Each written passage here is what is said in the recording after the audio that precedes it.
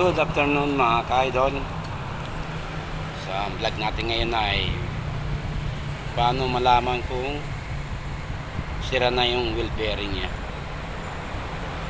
Wheel bearing ng sasakyan. So ito yung wheel bearing. So, wala siyang hub kaya labas yung nakita mo yung kanyang mga bearing, no? Yan. Paano ba malalaman pag sira na ito mga ka-idol? Una, pag tumatakbo ng mabilis yung sasakyan, medyo hindi ka bilisan, so makakarinig na kayo ng mahugong, maingay. So yun ay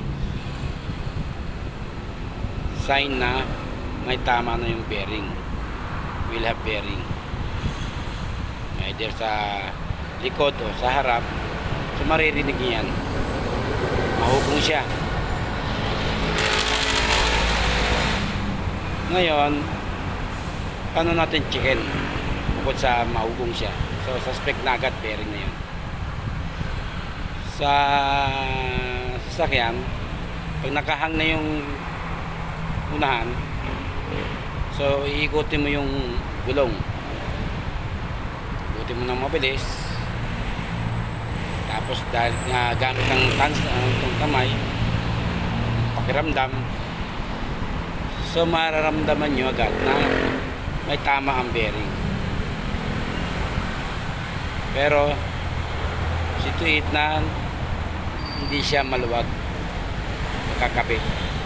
Kasi pag maluwag, so mararamdaman mo rin. Pag kinalog mo yung gulong, so mararamdaman mo na magalaw. Ibig sabihin maluwag. Yan, pwede masikipan. Pero kung masikip naman ang pagkakabit ng bearing at may hugong, so yun ang way para ma-check nyo. Paikutin mo yung gulong, then mahawakan mo yung spender o yung pinagkakabitan nito.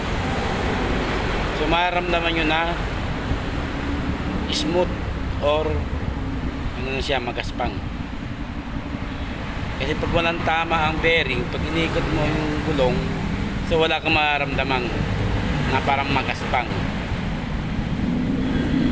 Kasi pag buo ang bearing, so pinong-pino yung ikot, ito yung pino, talagang suwabe. Pero pag sira yung bearing ito, maramdaman mo agad na something na magaspang siya, parang may buhangin. Yan. Kasi yung mga bearing nito ay may tama na to. Yan. Sabihin may mga butas-butas na yan sa gilid, kaya nagkukos ng ingay. So ganun lang ang pag-check ng wheel bearing. Kaya sa wheel hub bearing sa likod, ganun din, ihang mo lang yung gulong para maikot mo, then naramdaman mo na magaspang ang ikot ng gulong ng bearing. So kailangan lang ay gagamitin nyo yung sense of feeling.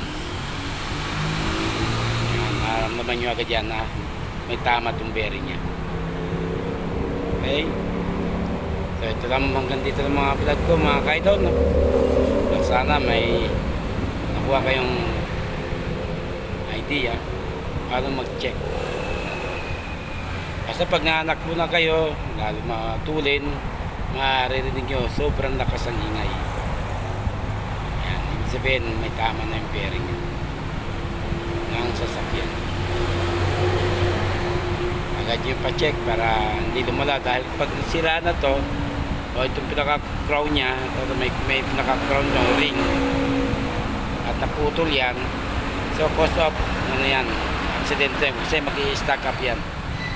Pag nag-stack up na yan, so pwede po kayo mapahamak o hindi nyo na maibabiyahe yung sasakyan. Kaya pag ganyang may mahugong na, magaspang na yung tama ng ikot ng bearing, kasi may tama na siya, papalitan nyo na agad. Huwag nyo na antayin na sa daan pa kayo masiraan. Sigurado pag nasira yan, na nag-stack up yan, hindi nyo mapapaandar ang sasakyan. Nakalak na yung gulong nyo. Okay, magandang hapon muli at maraming salamat sa mga nag-subscribe sa akin. Sana tulungan niya ako monetize sa aking channel. I-share na rin ang aking video. I-like, comment, and share para marami pang makapanood ng aking video. Hapon and God bless us all. Bye!